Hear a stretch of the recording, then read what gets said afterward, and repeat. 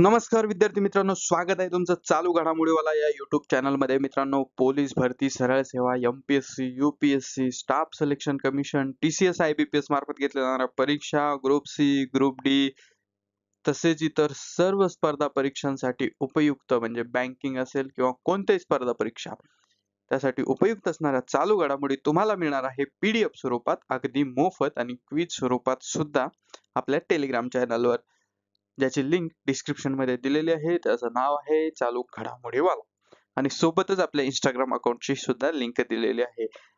आणि मित्रांनो, हे काय लावलंय, मागच्या 3-4 दिवसापासून तुम्ही व्हिडिओला व्ह्यूज देत नाहीत, लाईक देत नाही, तर कळकळीची विनंती, जास्तीत जास्त शेअर करा, लाईक करा, सबस्क्राईब करा.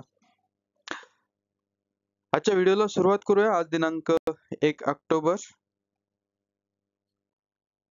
बघा, आजचा दिनविशेष खूप महत्वाचा आहे. तर काय आहे दिनविशेष? वृद्ध व्यक्तींचा आंतरराष्ट्रीय दिवस. बघा, वृद्ध व्यक्तींना खर तर समाजामध्ये खूप उपेक्षित समजलं जातं, पण त्यांच्यासाठी सुद्धा सद्भावना व्यक्त करण्यासाठी एक दिवस आहे आणि तो आहे आजचा दिवस 1 ऑक्टोबर. तर नेमका त्याचा उद्देश काय आहे त्याच्याबद्दलची माहिती आपण घेऊया. बघा, दरवर्षी 1 ऑक्टोबर रोजी हा साजरा केला जातो. कोणता? वृद्ध व्यक्तींचा आंतरराष्ट्रीय दिवस. उद्देश काय आहे? वृद्ध व्यक्तींच्या हक्काची जाणीव करून देणं, त्यांचं आरोग्य, सन्मान आणि अधिकार यांना प्रोत्साहन देणं. ठीक आहे. बऱ्याचदा वृद्ध म्हणजे म्हाताऱ्या लोकांना खूप हेळसांड सहन करावी लागते. वृद्ध व्यक्ती हे समाजाचे महत्वाचे घटक आहेत, ज्यांनी त्यांच्या ज्ञान, अनुभव आणि योगदानाने आपली पिढी घडवलेली आहे. बघा, त्यांच्या कार्यकाळात त्यांनी खूप महत्वाचं काम करून ठेवलेलं आहे आणि त्याच्यामुळं त्यांनी लावलेल्या झाडांची फळं आपली पिढी, आजची पिढी खात असते. त्याच्यामुळं त्यांच्याबद्दल कृतज्ञता व्यक्त करणं आपलं काम आहे. त्याच्याचमुळे या दिवसाच्या निमित्तानं वृद्ध व्यक्तींच्या समस्या आणि त्यांच्या गरजांकडे लक्ष वेधलं जातं. म्हणजे त्यांच्या काय समस्या आहे बाबा, त्यांच्या काय गरजा आहे, तर याच्यावर लक्ष देण्यासाठी हा दिवस आहे किंवा हा दिवस साजरा केला जातो. त्यांना सन्मानानं जगता यावं, त्यांचं आरोग्य चांगलं राहावं आणि त्यांना एकटेपणाचा सामना करावा लागू नये, यासाठी समाजाने जबाबदारी घेणं महत्वाचं आहे. खूप महत्वाचा मुद्दा आहे. ठीक आहे. बऱ्याचदा एकटेपणाचा सामना करावा लागतो, त्यांना आरोग्याच्या समस्या असतात आणि त्यांना सन्मान मिळत नाही. तर या सर्व गोष्टींसाठी हा दिवस महत्वाचा आहे, वृद्ध व्यक्तींचा आंतरराष्ट्रीय दिवस. त्यांच्या गरजा, स्वातंत्र्य आणि सामाजिक सहभाग वाढविण्यासाठी विचार मंथन या दिवसानिमित्त केलं जातं. ठीक आहे. त्याच्यामुळे हा खूप अतिशय महत्वाचा, परीक्षेच्या दृष्टीने तितकासा नसला तरी सामाजिक दृष्ट्या हा खूप महत्वाचा दिवस आहे, वृद्ध व्यक्तींचा आंतरराष्ट्रीय दिवस. चला, आता प्रश्न उत्तरांना सुरुवात करूया. बघा, आपला पहिला प्रश्न आहे, कर्नाटकातील कोणत्या जिल्ह्याला जलशक्ती अभियान कॅच द रेन अंतर्गत जलसंचय जनभागीदारी पुरस्कार मिळाला आहे? तर या प्रश्नाचं उत्तर आहे ऑप्शन बी, बिदर. बिदर या जिल्ह्याला जलशक्ती अभियान कॅच द रेन अंतर्गत जलसंचय जनभागीदारी हा पुरस्कार मिळाला. पुरस्काराचं नाव चांगलं लक्षात ठेवा. काही पुरस्कारावरचे प्रश्न याच्यावर आपण एक नजर टाकूया. 2024 किंवा 25 म्हणजे अलीकडच्या काळातले. बऱ्याचदा 24 चे पुरस्कार सुद्धा 25 मध्ये वितरित केले जातात. ठीक आहे. त्याच्यामुळे ते लेटेस्ट मध्ये येतात. जसं की 2023 चा दादासाहेब फाळके पुरस्कार 2025 मध्ये वितरित केला गेला. ठीक आहे. बघा, स्कॉच पुरस्कार 2024 तिकीट प्रणाली प्रकल्पासाठी कोणत्या राज्याला मिळाला? तर हा मिळाला आंध्र प्रदेश या राज्याला. State road transport corporation. ठीक आहे. स्कॉच पुरस्कार 2024 महाराष्ट्राला कोणत्या उपक्रमासाठी मिळाला? तर शासन आपल्या दारी या उपक्रमासाठी. ठीक आहे. ग्लोबल नर्सिंग अवॉर्ड 2024 कोणाला मिळाला? तर फिलिपाईन्सच्या परिचारिका म्हणजे नर्स मारिया व्हिक्टोरिया जुआन याब्बा एस्टर गार्डियन्स, असं लंबलचक नाव आहे यांचं. आणि ग्लोबल नर्सिंग अवॉर्डची सुरुवात कधी झालेली आहे? तर ही 2021 पासून सुरू करण्यात आलेला पुरस्कार आहे. शांतता, निशस्त्रीकरण आणि विकासासाठीचा इंदिरा गांधी पुरस्कार कोणाला प्रदान करण्यात आला? आणि याचं उत्तर आहे मिशेल बॅचलेट. चिली या देशाच्या हे आहेत. चला पुढचा प्रश्न बघूया. पुढचे प्रश्न काही अजून आहेत. तांबड्या समुद्रातील बचाव व असाधारण धैर्यासाठी आंतरराष्ट्रीय सागरी संघटनेचा समुद्रातील अपवादात्मक शौर्यासाठीचा पुरस्कार 2024 कोणाला प्रदान करण्यात आला? तर हा प्रदान करण्यात आला कॅप्टन अविनाश रावत यांना. युनेस्कोचा वारसा संवर्धनासाठीचा विशिष्टता पुरस्कार 2023 कोणत्या मंदिराला प्रदान करण्यात आला? तर हा थुक्कट अबत्सायेश्वर मंदिर तामिळनाडू यांना प्रदान करण्यात आला. गोल्डन ग्लोब अवॉर्ड 2025 मध्ये सर्वोत्कृष्ट दिग्दर्शक, मोशन पिक्चर्स आणि सर्वोत्कृष्ट परदेशी चित्रपटासाठी नामांकन झालेला चित्रपट कोणता? आणि या प्रश्नाचं उत्तर आहे all we imagine as light आणि याचे दिग्दर्शक आहेत पायल कपाडिया. मनोरंजन क्षेत्रातील प्रतिष्ठित 82वा गोल्डन ग्लोब पुरस्कार कोणाला प्रदान करण्यात आला? आणि हा सर्वोत्कृष्ट चित्रपट शोगुन याला प्रदान करण्यात आला. टाइम मॅगझिनने पर्सन ऑफ द इयर 2024 कोणाला प्रदान केला? तर हा डोनाल्ड ट्रम्प अमेरिकेचे राष्ट्राध्यक्ष यांना प्रदान केला. भारतीय लष्कराचा जनरल मानद कोणाला प्रदान करण्यात आले? तर जनरल अशोक राज सिगडेल नेपाळचे लष्कर प्रमुख यांना जनरल मानद पद प्रदान करण्यात आलं. तर WTA म्हणजे प्लेयर ऑफ द इयर पुरस्कार 2024 कुणाला प्रदान करण्यात आला? तर आयर्ना संबालेका बेलारुसच्या या खेळाडू आहे. लंडन येथे आयोजित 13व्या ग्लोबल सस्टेनेबिलिटी फिल्म अवॉर्ड्स मध्ये कोणत्या भारतीय चित्रपटाला पारितोषिक मिळाले? आणि याचं उत्तर आहे द कुंभया स्टोरी. आधुनिक महाराष्ट्राचे वाल्मिकी गदिमा म्हणजेच गजानन दिगंबर माडगुळकर यांच्या स्मृती दिनानिमित्त गदिमा प्रतिष्ठानतर्फे दिला जाणारा 2024 चा पुरस्कार कोणाला प्रदान करण्यात आला? आणि हा प्रदान करण्यात आला अभिनेत्री आशा काळे यांना. गृहमंत्री अमित शहा यांच्या हस्ते निशान म्हणजेच प्रेसिडेंट कलर्स पुरस्कार 2024 कोणाला प्रदान करण्यात आला? आणि हा छत्तीसगड पोलिसांना प्रदान करण्यात आला. तर अशा प्रकारचे प्रश्न विचारले गेलेले आहेत पुरस्कारांच्या वरती. पुढचा प्रश्न बघूया. प्रश्न क्रमांक 2. सप्टेंबर 2025 पर्यंत भारतात एकूण किती रामसर स्थळे झाली आहेत? आणि या प्रश्नाचं उत्तर आहे ऑप्शन सी 93. बघा, भारतात नवीन रामसर स्थळांचा समावेश 2025 म्हणजे 2025 मध्ये. बऱ्याच जणांना रामसर स्थळ काय आहे हा प्रश्न पडतो. तर रामसर स्थळ काय आहे याच्यावर आपण उद्या परवा जसं आपल्याला सुटेबल होईल तसा एक छोटासा व्हिडिओ मी त्यामध्ये बनवून टाकेल आणि त्याची लिंक किंवा त्याची माहिती रेग्युलरच्या व्हिडिओ मध्ये देईल. पण इथे थोडक्यात वन लाईन मध्ये सांगू इच्छितो की रामसर स्थळ म्हणजे एक पाणथळ स्थळ आहे किंवा एखादा तलाव, दलदलीची जागा. तर ज्याची काही विशिष्ट वैशिष्ट्य आहेत. बघा, विशिष्ट वैशिष्ट्य आहेत. तर त्यामुळे त्यासाठी एक सेपरेट छोटासा व्हिडिओ आपण घेऊया. त्याच्यामध्ये त्याची संपूर्ण माहिती येईल. पण सध्या तरी एवढं ध्यानात ठेवायचं, रामसर स्थळ म्हणजे पाणथळ स्थळ. ठीक आहे. बघा, या ठिकाणी बदकचं चित्र आहे, त्याच्यावरूनही तुम्ही अंदाज लावून लक्षात ठेवू शकता. तर सप्टेंबर 2025 पर्यंत भारतातील एकूण रामसर स्थळांची संख्या झालेली आहे 93. एकूण 13,60,719 हेक्टर क्षेत्रावर रामसर स्थळ आता आहे, म्हणजे पूर्ण एरिया एवढा आहे. तर बिहार मधील 2 नवीन रामसर स्थळांचा रामसर यादीत समावेश करण्यात आलेला आहे. आणि याच्यावरच प्रश्न विचारला जाऊ शकतो, आपल्याला घेरलं जाऊ शकतं, म्हणून त्याच्यावर नजर टाका. गोकुळ जलाशय बक्सर जिल्ह्यामध्ये 448 हेक्टर क्षेत्र, तर उदयपूर सरोवर पश्चिम चंपारण जिल्ह्यातलं 319 हेक्टर क्षेत्रावरचं. तर हे 2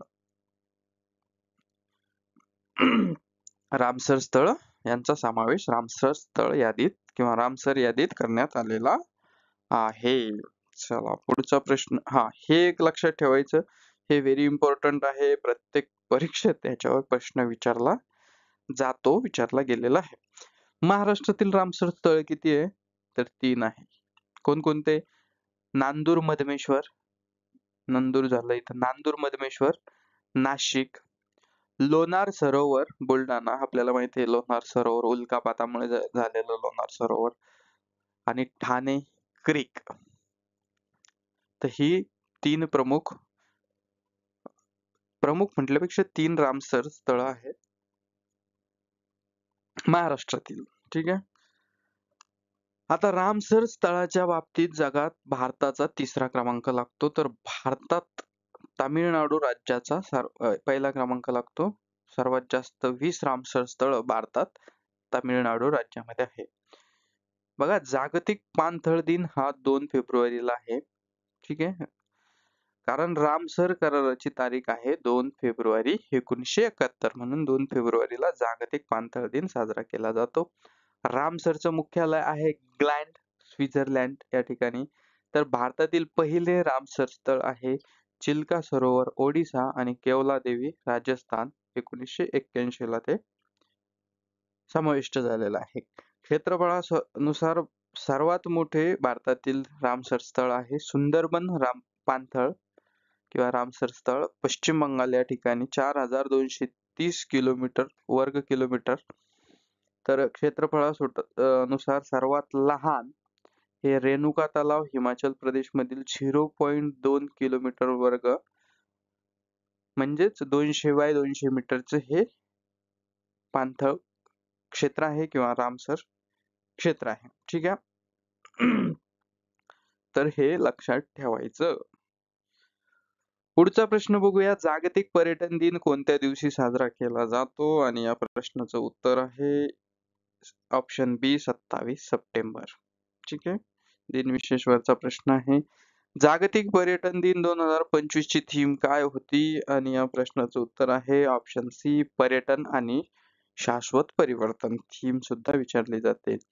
प्रश्न क्रमांक 5, 12वी शाश्वत पर्वतीय विकास शिखर परिषद कोठे आयोजित करण्यात आली होती किंवा आली?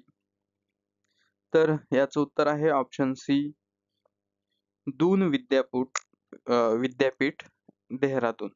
ठीक आहे. प्रश्न क्रमांक 6, दुसरी राष्ट्रीय मध्यस्थी परिषद 2025 कोठे आयोजित करण्यात आली होती? तर याचं उत्तर आहे ऑप्शन सी, भुवनेश्वर. परिषदावरचे प्रश्न आहेत. परिषदांवर एकदा नजर टाकूया. बघा, 70वे शुरो परिषद किंवा 70वी शुरो परिषद सिंगापूर 2024 मुंबई या ठिकाणी झाली. मेडिकल डिव्हाइस कॉन्फरन्स परिषद लखनौ या ठिकाणी झाली. 27व्या इंटरनेट गव्हर्नन्स फोरम म्हणजे IGF चे आयोजन सौदी अरेबिया या ठिकाणी झाले.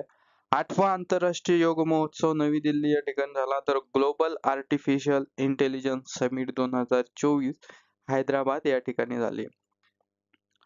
भारत आफ्रिका सहकार्य परिषद परराष्ट्र मंत्र्यांची पहिली बैठक सौदी अरेबियामध्ये झाली. तर अखिल भारतीय राजभाषा परिषद 2025 नवी दिल्ली या ठिकाणी झाली. इंडसेक्स समिट 2025 कॅलिफोर्निया. तर quad leaders summit 2025 America.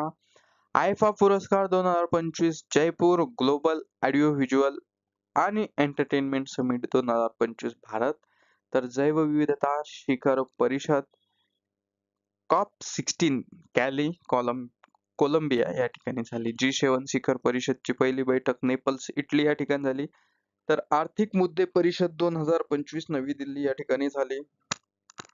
BRICS summit Brazil. तर 21वी विश्व कला बैठक नवी दिल्ली या ठिकाणी झाली. ठीक आहे. आत्मा महोत्सव 2025 नवी दिल्ली. तर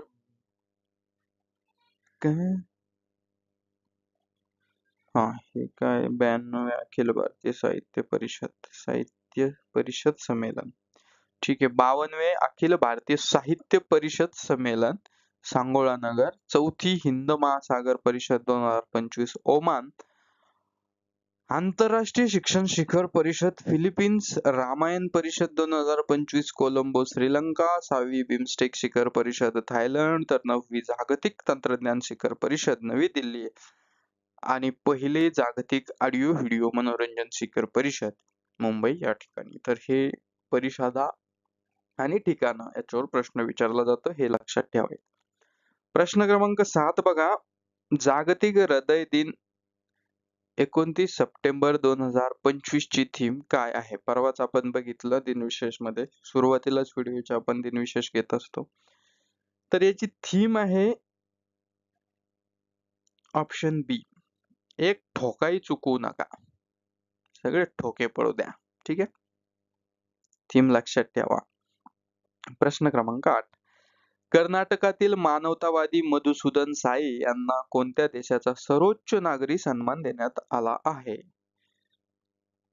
तर यांना ऑप्शन सी, फिजी देशाचा सर्वोच्च नागरी सन्मान देण्यात आलेला आहे. आणि त्याच्यामुळे मधुसूदन साई हे नाव, याच्या भोवतीचे प्रश्न खूप महत्वाचे आहेत. बघा प्रश्न क्रमांक 9, 2025 मध्ये महाराष्ट्र विधानसभेत महाराष्ट्र मुद्रांक सुधारणा विधेयक 2025 कोणत्या महिन्यात सादर करण्यात आले? विधेयकावरचा प्रश्न आहे, महाराष्ट्र मुद्रांक सुधारणा विधेयक 2025, आणि याचं उत्तर आहे ऑप्शन बी, मार्च महिन्यामध्ये. बघा प्रश्न क्रमांक 10, खालीलपैकी कोणत्या भारतीय पॅरा तिरंदाजाने 2025 मध्ये जागतिक पॅरा तिरंदाजी स्पर्धेत सुवर्ण पदक जिंकले? आणि या प्रश्नाचं उत्तर आहे ऑप्शन बी, शीतल देवी. ठीक आहे, क्रीडा घडामोडींवरचा प्रश्न आहे. प्रश्न क्रमांक 11, भारतात पहिली बुलेट ट्रेन, बघा पहिली आहे, भारतात पहिली बुलेट ट्रेन कोणत्या दोन शहरांदरम्यान धावणार आहे? तर ही धावणार आहे ऑप्शन सी, मुंबई ते अहमदाबाद. ठीक आहे, बघा पहिली बुलेट ट्रेन 2029 पर्यंत धावणार अशी डेडलाईन आहे. मुंबई ते अहमदाबाद 508 किलोमीटर हे अंतर आहे. तर हिची मॅक्झिमम गती म्हणजे जास्तीत जास्त स्पीड 320 किलोमीटर प्रति तास एवढी असणार आहे. 6 तासाचं हे अंतर आहे सध्या, ते 2 तासात पूर्ण होईल. आणि यामध्ये एकूण 12 स्टेशन आहे, ज्यामधले 4 महाराष्ट्रात तर 8 गुजरातमध्ये आहेत. आणि जपानी शिंकानसेन तंत्रज्ञान यासाठी वापरले गेले आहे. पुढचा प्रश्न बघूया, प्रश्न क्रमांक 12, सहयोग पोर्टल कोणत्या मंत्रालयाच्या अंतर्गत विकसित करण्यात आले आहे? तर याचं उत्तर आहे ऑप्शन सी, गृह मंत्रालय. बघा पोर्टलवरचा प्रश्न विचारला जातो, ऍप्स सुद्धा याच्यामध्ये विचारले जातात. प्रश्न क्रमांक 13 बघा, राष्ट्रीय वैद्यकीय आयोगाच्या नवीन अध्यक्षपदी कोणाची नियुक्ती करण्यात आली आहे? नियुक्तीवरचा प्रश्न आहे आणि या प्रश्नाचं उत्तर आहे ऑप्शन बी, डॉक्टर अभिजित सेठ. आपण नुकतीच निवड झालेले काही देशाचे राष्ट्राध्यक्ष आणि पंतप्रधान याच्यावर नजर टाकू. बघा आइसलँडचे राष्ट्रपती आहे हल्ला टॉमस डॉटेर. मेक्सिकोची पहिली महिला राष्ट्रपती क्लाउडिया सिएनबाम. लिथुआनियाची राष्ट्रपती गित्सन नौसेदा. व्हिएतनामचे राष्ट्रपती टू लॅम. क्रोएटियाचे पीएम आंद्रेज प्लेन्कोविक. पनामाचे राष्ट्रपती जोस राउल मुलिनो. सिंगापूरचे पीएम लॉरेन्स ओनग. स्लोवाकियाचे राष्ट्रपती आहे Peter Pellegrini. Democratic Republic of Congo चे prime minister Judith Suminwa Tuluka. सेनेगलचे राष्ट्रपती बासिरो टियोमाई फे. आणि पोर्तुगालचे पीएम बनलेले आहेत लुईस मोंटेनेग्रो. है ना, जिभेचे तुकडे पडत असले तरी प्रश्नाचे आपल्याला तुकडे पाडण्यासाठी हे लक्षात ठेवावं लागेल, त्याच्यामुळे याचा स्क्रीनशॉट मारून घ्या आणि एकदा वाचन करा. ठीक आहे, चला पुढचा प्रश्न बघूया. बघा प्रश्न क्रमांक 14, इस्रोच्या लिक्विड प्रोपल्शन सिस्टीम सेंटरचे नवीन संचालक कोण आहेत? पुन्हा एकदा नियुक्तीवरचा प्रश्न आहे आणि याचं उत्तर आहे ऑप्शन बी एम मोहन. ठीक आहे. इस्रोच्या बद्दलची माहिती थोडक्यात जाणून घेऊया. इस्रो काय आहे? Indian Space Research Organisation. इस्रोचे सध्याचे अध्यक्ष आहे डॉक्टर व्ही नारायणन. इस्रोची स्थापना झाली 15 ऑगस्ट 1969 ला. चं मुख्यालय आहे बंगळुरू, कर्नाटक या ठिकाणी. ब्रीदवाक्य आहे space technology in the service of human kind. इस्रोचे संस्थापक होते किंवा आहेत डॉक्टर विक्रम साराभाई. इस्रोने पहिलं उड्डाण घेतलं 10 ऑक्टोबर 1979 ला, म्हणजे स्थापनेनंतर 10 वर्षांनी. ठीक आहे. 10 ऑगस्ट, मी ऑक्टोबर म्हटलो बहुतेक. इस्रोने 100वे उड्डाण घेतले 29 जानेवारी 2025 ला. ठीक आहे. तशी खूप महत्वाची माहिती आहे. कोणत्याही मुद्द्यावर प्रश्न विचारला जाऊ शकतो. चला पुढचा प्रश्न बघूया. प्रश्न क्रमांक 15. 2025 मध्ये भारत सरकारने पद्म पुरस्कार किती लोकांना देण्याची घोषणा केली आहे? बघा, असा थेट प्रश्न विचारला जातो आणि ह्याचं उत्तर आहे ऑप्शन बी 139. तर ते 139 जण कोण आहेत हे सुद्धा आपण ओघात जसं येईल त्यानुसार बघूया. तर तुर्तास इथेच थांबूया. हा होता आजचा व्हिडिओ, आजचे प्रश्न. आजचा व्हिडिओ तुम्हाला कसा वाटला ते नक्की कमेंट मध्ये कळवा. कारण पोलीस भरती, सरळ सेवा, एमपीएससी, यूपीएससी, टीसीएस, आयबीपीएस मार्फत घेतल्या जाणाऱ्या परीक्षा, group C, group D, banking, Staff Selection Commission अशा सर्व प्रकारच्या स्पर्धा परीक्षांसाठी उपयुक्त असणाऱ्या चालू घडामोडी तुम्हाला आपल्या टेलिग्राम चॅनलवर पीडीएफ स्वरूपात मोफत मिळत असतात आणि सोबतच क्विज स्वरूपात सुद्धा प्रॅक्टिस करण्यासाठी मिळत असतात. त्यामुळे या दोनही संधी चुकवू नका. आपल्या कमीत कमी वेळेत जास्तीत जास्त रिझल्ट द्या. आपली सरकारी नोकरी पक्की करा. चालू घडामोडीवाल्याच्या सर्व प्लॅटफॉर्मला सपोर्ट करा. व्हिडिओ शेवटपर्यंत बघितल्याबद्दल मनपूर्वक धन्यवाद. भेटूया उद्याच्या व्हिडिओत. Thank you so much.